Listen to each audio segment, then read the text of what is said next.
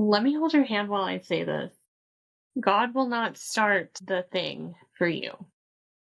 And by the thing, I mean, for example, write the book, hit record on the YouTube video, call the incorporation office for the business, call that first podcast guest, send that email to the prospective client, start writing your life story. And any one of those things that I just said, no matter how long you've been doing or not doing something, any number of those things could have caused like a gulp effect in your throat because you know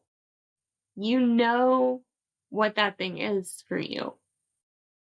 And you know that you were made not just to be, but after you learn how to be, you were also made to do things. You were made to work and to do fulfilling things with your life that help other people and that aid you as well in the process. But if those practical things never happen, then the promise that you know God has put in the situation, it cannot come to pass because it hasn't come forth. And I think this is where a lot of people stall out in life, is that they have these big, amazing promises from God and they just never do anything with them. And then they ask questions like, why didn't God come through for me?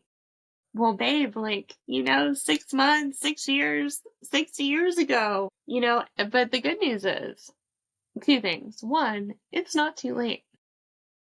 It's never too late. And second thing, I don't think most people are in active stubbornness from God. They just get lost in the gap because in between having that idea or that promise from God and actually walking it out is where that word sometimes goes to die.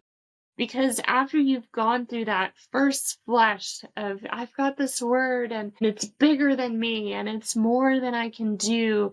And then you've got all these cool confirmations about everything that you're supposed to do with this prophetic word. And you're telling everybody in sight, I'm going to go do X, Y, Z. I'm going to go write a book. I'm going to go do this. I'm going to go do that. And after that moment, there's a silence that appears.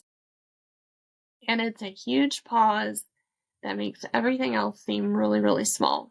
It makes the words you got seem small. It makes the words that you had confirmation on seem maybe not so big. Or maybe you're the one that feels inadequate in the wake of that.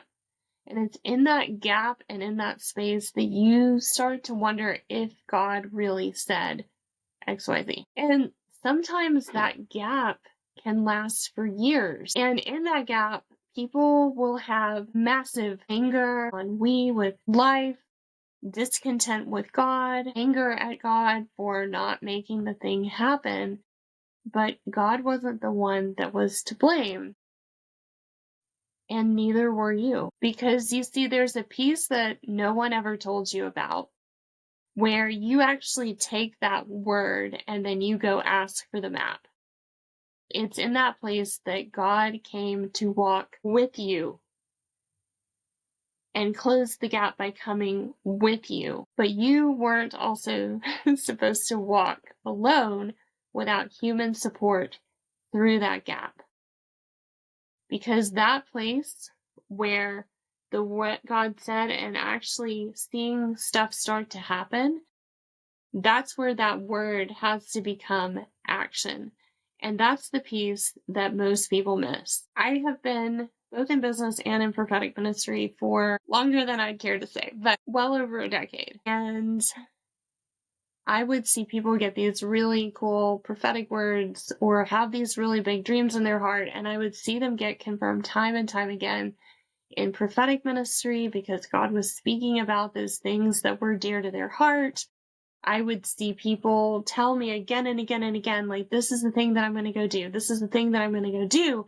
And then they would never do it. And as somebody who is a business owner, who has worked for many years with large corporations and large clients and done all these things, I noticed a lot of people getting stuck in that gap between God said and actually seeing it happen, and they get lost down in that valley.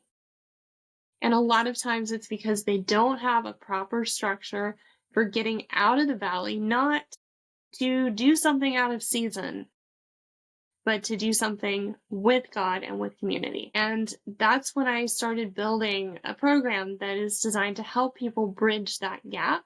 I work with around 7 people every 6 months to help them build with God and in community. With and in are two very important prepositions, and they make the world of difference in not just how we build, but why we're building. Because a lot of people experience burnout when they don't have a good why.